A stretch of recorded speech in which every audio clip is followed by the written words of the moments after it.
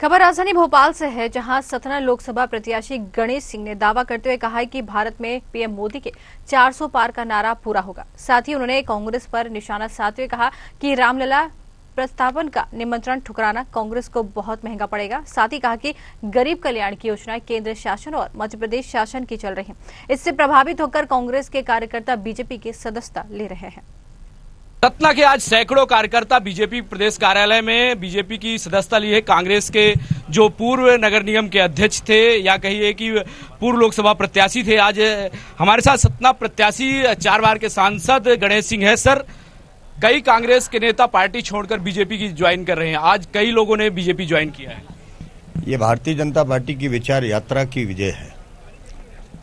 माननीय प्रधानमंत्री जी ने 2047 आते आते एक विकसित भारत बनाने का जो संकल्प लिया है और इस विचार यात्रा को आज पूरे देश के सभी दूसरे दलों के लोगों ने भी बड़ी संख्या में स्वीकार किया है। मेरे लोकसभा क्षेत्र में कांग्रेस पार्टी के, बहुजन समाज पार्टी के, सपा के कई महत्वपूर्ण नेता और कार्यकर्ता आज भारतीय जनता पार्टी के परिवार में शामिल हुए हैं। मैं सबसे पहले उनका हृदय से स्वागत करता हूं, अभिनंदन करता हूं।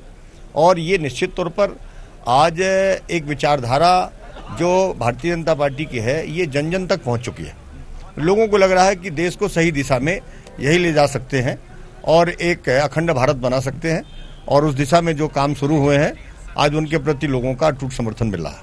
सर, जो राम मंदिर में कांग्रेस करना जाना है वो क्या उनको भारी पड़ रहा है? कांग्रेस पार्टी पूरी तरह से दिशाहीन हो चुकी है। वो खुद नहीं समझ पा रही कि हमारा निर्णय क्या होना चाहिए।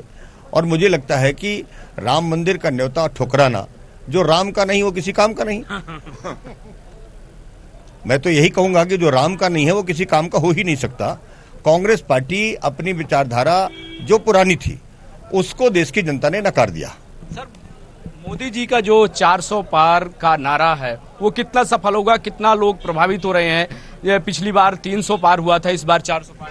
देखिए, जहां पर भारतीय जनता पार्टी पहले से ही जीतती आ रही है, उनके अलावा भी आप देखिए दक्षिण भारत में प्रधानमंत्री जी इन दिनों दक्षिण भारत की यात्रा में, और इस वक्त आप देख सकते हैं कि रात में 12-1 बजे तक जिस तरह से लोगों का हुजूम उनको देखने के लिए, उनके साथ शामिल होने के लिए शामिल हो रहा है। इससे स्पष्ट है कि अब की बार 400 पार होगा। भारतीय जनता पार्टी अकेले 370 सीटें जीतेगी और मध्य प्रदेश में हमारे मुख्यमंत्री जी ने तय किया है कि 29 की 29 लोकसभा सीट जीतेंगे। तो निश्चित रूप से मध्य प्रदेश में 29 सीटें जीतेगी और जो 400 पार का नारा है वो बीजेपी लक्ष्य तय करेगी। कैमरा पर्सन मुकेश के साथ कृष्णा शर्मा, न्यूज़ 8।